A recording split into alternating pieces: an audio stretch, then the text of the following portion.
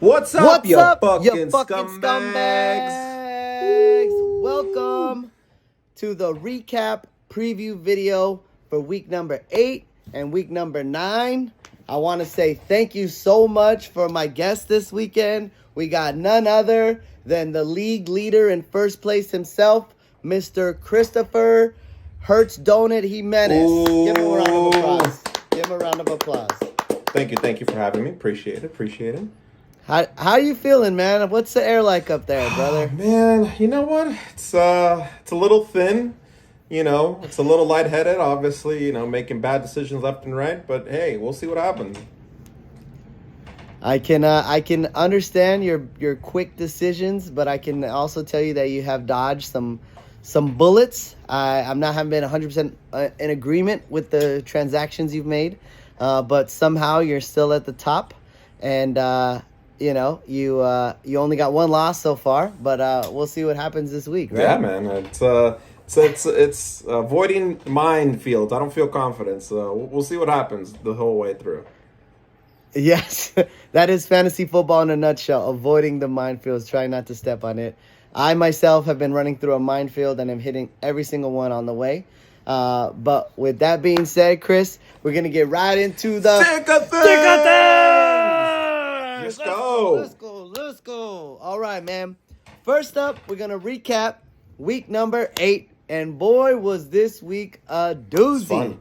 Let me tell you, there was a lot of surprises, a lot of injuries, and we're going to get right into it, man. First up, we're going to start with cooking up Rahman against Mr. Olave Garden. Chris, tell me, how did McCoy have such a good week? Man, this was not something that I expected to happen. Foreman with 31 points, again, and Pollard 33. That was more expected. But I saw Christian McCaffrey running in, throwing in. I saw him do all the things, and I thought he was cooked. I honestly thought it was over. I thought that Olave Garden was going to do all the cooking. But honestly, wow, what a performance. I thought it was a balanced performance. Nobody would have been able to take Connor out this week, and this is what he's been waiting for. So big ups to Connor on the Foreman pickup. Yeah, it's incredible when you have two players from your team score 3 touchdowns. We'll get into the 3 touchdown club a little bit later on, but kudos to Connor McCoy. He's now at 500, 4-4. Picking up some speed, some steam. So watch out for McCoy's team, and Biddle definitely has to bounce back after this one. No, yeah. Next up, we got. I don't know how Devin came up with his name. This was the game of the week. Josh Holmes Sauce against Hertz Donut. Chris, I know for a fact this one had to feel good. Would you agree? Oh, man. It's fine. I believe that he should have felt confident, but don't be cracking the beers on Thursday. So you're saying karma played a factor? Is that I'm what you're just saying, I rubbed on some of that Talisha magic, Don't count us out so quick, and it worked, I mean, you got kind of lucky, Melvin Gordon had a surprisingly good game. Your touchdown golden goose in Jamal Williams, continues to perform for you. But yeah, man, when your horses on Devin's side and Jonathan Taylor and Josh Jacobs, lay less than double digits, it's kind of hard to beat the leader. Would you agree? Yeah, I mean, it's one of those things where he had a unfortunate thing of luck, and I had the positive, so I'm going to take luck on this one. JT with the re-aggravating of the injury. Josh Jacobs apparently still in Vegas, didn't actually make it to New Orleans. Josh Allen being tempered down, not really a crazy performance from him. It was one of those things where I had a bigger boom and it just played out to my fortune in this one. But hey, it doesn't fucking matter. A win's a fucking win, and you fucking suck, Devin. So yeah. Yeah. I mean, Devin goes to 4-4. He's right at 500, middle of the pack.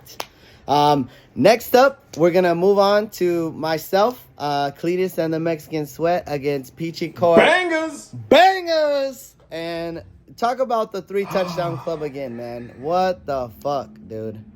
Man, it's one of those things where I feel like, and no pun intended, Jared, it's like black magic that he does, is this man somehow finds a way to be relevant when you thought it was over for him. But I love the Ken Walker pick that he still held on to him because Ken Walker wasn't doing shit for 3 weeks.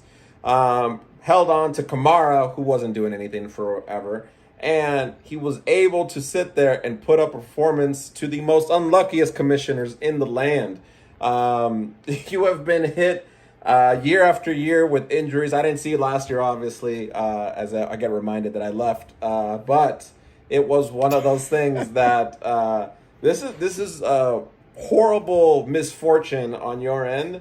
And hey, it's a great thing that you like to contribute to this league. But Alpha Kamara for 3 touchdowns. Ken Walker delivered. I mean, it was a very solid for him. What's funny, he still would have lost against Connor last week. So that's crazy. So yeah, I mean, you can look at it up and down. I felt like every time I looked up on Sunday, it was either CeeDee Lamb, Jalen Waddle, or Alvin Kamara scoring, and it was over at noon, which is what I did to Connor last week. So kudos to Jared. He gets the victory. He is also 4-4. Moving on to the next week. Next up, we got another team name change for Pop, Hawk, and Drop It. Going up against USDA Meat Juice in Jewel, who's in Colombia, by the way. But tell me about this matchup, bro. How did Jewel pull it out? Man, King Henry has returned. The horses are running all over with Jewel, as someone that is depleted at running back, I have been trying to get one of those backs. But anyways, Derrick Henry, Nick Chubb. What else do we got on here? We have Antonio Gibson. Jesus Christ, this man just has a stable of horses that was able to run up and down that team. Prescott put on a good performance, but Brian 50 Cent Robinson with 2 points isn't going to cut it. Godwin, Pitts finally showed up, but it's like, it's just one of those things where you had the misfortune of playing the meat juice when he's running all over you. So, hopefully Jewel brings back some great gifts from Colombia and his time out there, and I'm so happy for him and his dominance at 5-3. Too bad we couldn't get a trade done, but hey, it is what it is. It is what it is. Listen, I really love, Chris, how you called him the meat juice. Yeah. All right, that might be if he's keeping the name, he might. Yeah. He might modify it a little bit. So. Hey, at this point, we're adding the. It doesn't matter if it's from USDA, Canada, Colombia. It's all just meat juice at one word. It's okay. Okay. I mean, some people might see it a little differently, but we'll roll with that, bro. Next up, this was the upset of the week. We got Ass ETN Season and Talisha. I knew she doesn't fail us, bro. With this ass ETN.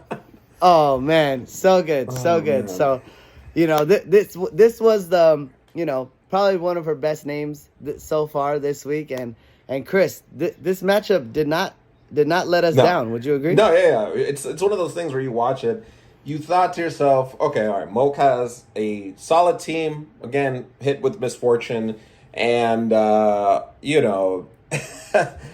Derek Carr, along with everybody else in the Raiders, was in Vegas, didn't show up to the game. If Derek Carr just played a mediocre performance, not even a great performance, he would have won. And I love that Talisha is still running it, especially that we thought she had a horrible draft, but yet again, we don't know shit. She knows more than all of us. And I love that her wide receivers are killing it, and it was great. I hope you enjoy eating that ass, Mr. Mold. I hope you got right in there. It was just like claws and everything. So enjoy a hot steaming L. And, yeah, I don't know what else you got to add to that. I know there's not that much to it. I mean, he has a huge performance from A.J. Brown, and Talisha still finds a way to overcome that just with a well-balanced attack. I mean, So, Jacoby Myers at 21 points. I mean, come on, like, I mean that's what Talisha does. So You talk about Jewel has the stable for the running Yeah. backs. Talisha has the fucking receivers, Yeah. bro. So what can we do? no, yeah, Tyreek You know Hill what I and mean? Diggs is like, you would argue draft day, do it again. There's no way you go Jamar Chase, you get Tyreek Hill, right? So Exactly. it's, Or Stephon Yeah. Diggs, bro. It's It- it is what it is. No.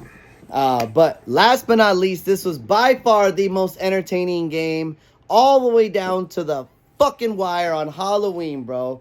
We have 2 in the pink, 1 in the stink, which is a great name, Norm. Probably, close second to Talisha's name this week, against the pink shirt gladiator.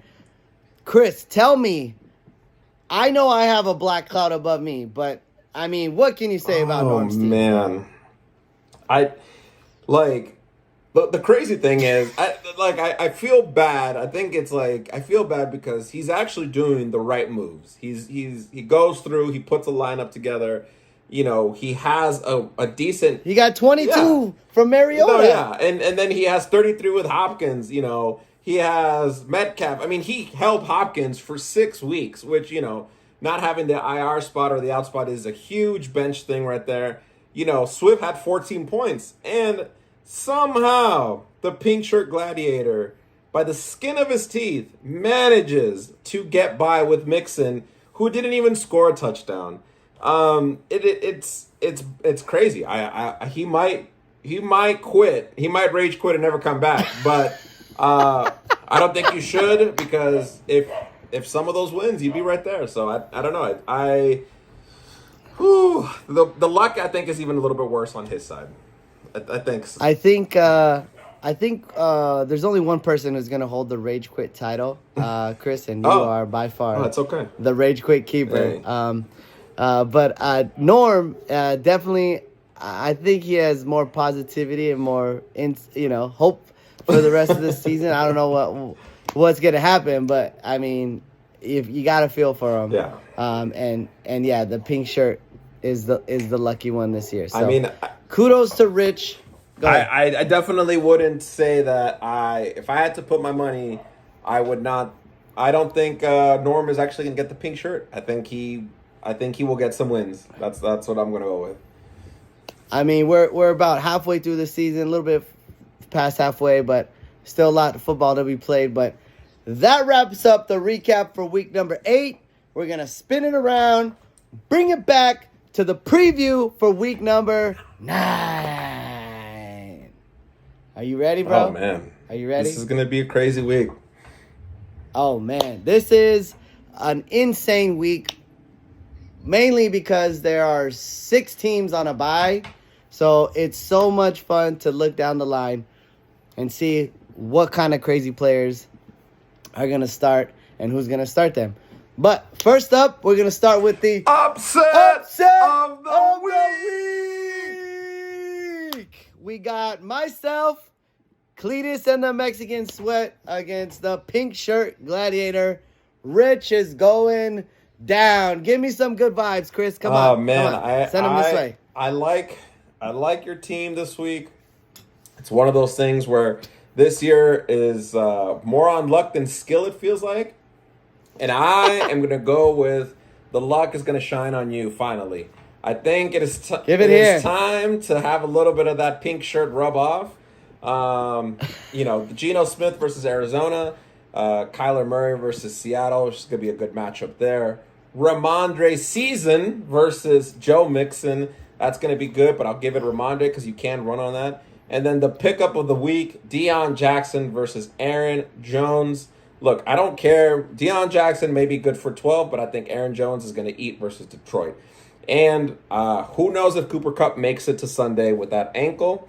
And Gabe Davis is a roller coaster. And he shitted the bed last week, so it's this time. It is this week's season. So I'm gonna take it. I believe that you have the slight luck on your side this week, and I think the pink shirt gladiator falls to a 6-3.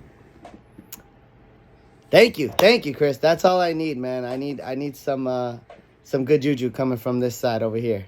So next up, we're gonna talk about your matchup. We got Olave Garden, Mike Biddle against Hurts Donut, bro. And I'm gonna steal the mic from you on this matchup and tell you that that Mike Biddle is trying to play mind games here for you. You know, he's got half of his team in, half of his team out. He doesn't want to let you know about what projections look like, what they don't look like. I mean, right now you guys got some players playing in Dameon Pierce against Jalen Hurts and the Eagles defense. So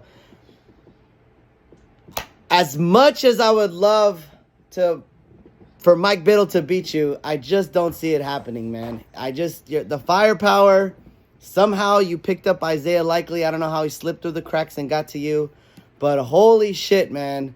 It is a team to be. Gerald Everett is going to go off. No Mike Williams. No Keenan Allen.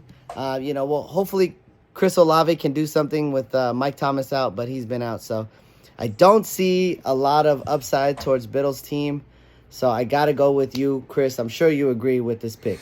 Yeah, I mean, based on what's going on the bench, I'm not entirely too worried. But then again, Mike is very good at picking up players that we've never heard of. So I will never just say that the win is automatic, but I feel a little more comfortable. How about that? Yes, I agree. Moving on. Next up, we got the Meat Juice. I'm changing the name right here against Devin and Josh Home Sauce. And I mean, this is gonna be a snooze fest. Would you agree? Yeah, I mean, unfortunately, it sucks for the Meat Juice because unfortunately he does not want to drop certain players to fill his lineup, which Commish Power might have to be a speak right there, but it's just one of those things where on a full firepower day, I believe the Meat Juice could win, but I think Josh Ohm Sauce, that's a terrible fucking name. Devin, just say fucking Devin. Like, because I don't think Jonathan Taylor plays. Josh Jacobs will have a good week this week. Josh Allen. I think Josh Allen's going to be able to squeeze out his win because they're playing against the fucking Jets. So it's going to be a 35 to maybe fucking 8 or some shit game. And I think Josh Allen will be enough to put him over just because the Meat Juice has buys. That's the only reason why. I think the Meat Juice can actually get pretty far, but not this week. I mean, week 9 was going to be a struggle. It doesn't matter who you were, and we'll see what happens. But yeah, I got to lean towards Devin's team as well. Next up, we got Eat This Ass ETN. Talisha, she's going to change it against Big Mike and Pop Hawk and Drop It. How do you feel about this matchup, Chris? Oh, let's see. I mean, it's like I like that Mike actually is willing to trade. Let me be honest with you, because I've tried to make trades with a lot of people. It has just been one thing after another, and it's just been not necessarily good, bad, or trades. It's just been we can't make things happen. Mike is literally making transactions left and right. But I don't believe that this is the right transactions that he made this week for his team. I like Talisha's team based on matchups, and I like Talisha's team just in general. I don't like betting against her now. Like, I'm just now scared. I just feel like I think you're smoking crack, bro, because Talisha has fucking 2 defense, 2 kickers, and Odell Beckham Jr., bro. Come on. George Kittle's on a bye. She hasn't picked up a tight end. This is what she does. This is what she does. I mean, she has the Raiders defense on her team, bro, which is probably the worst fucking defense in the league.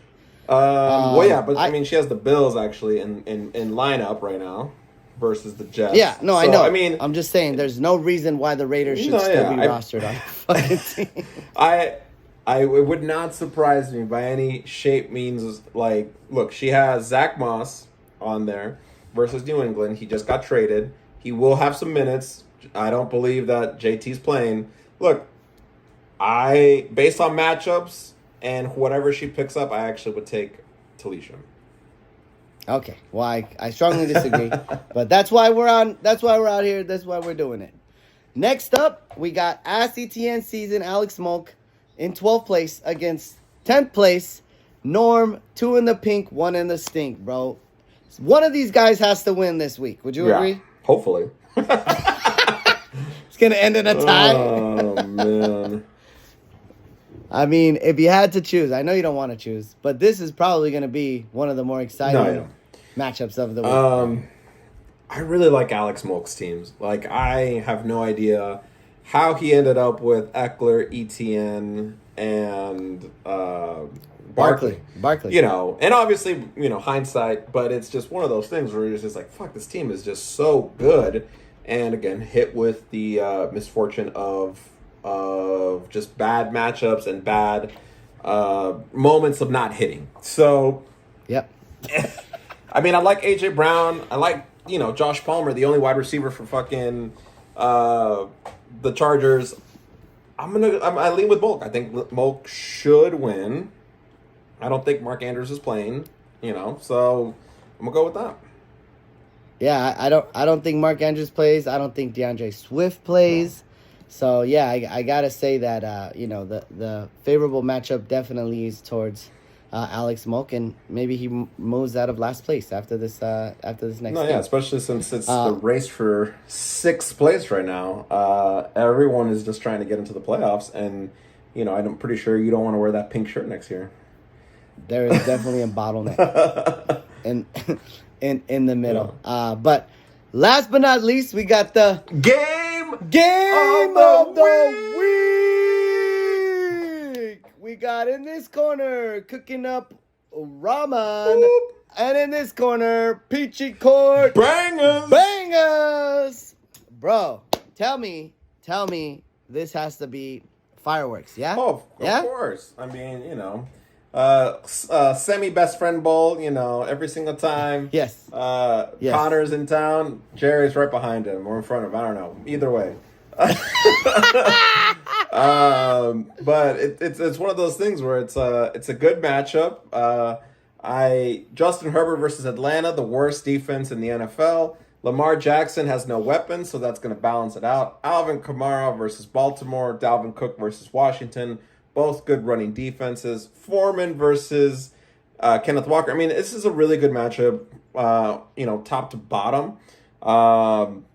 You know, come on, Chris. I need a pick, bro.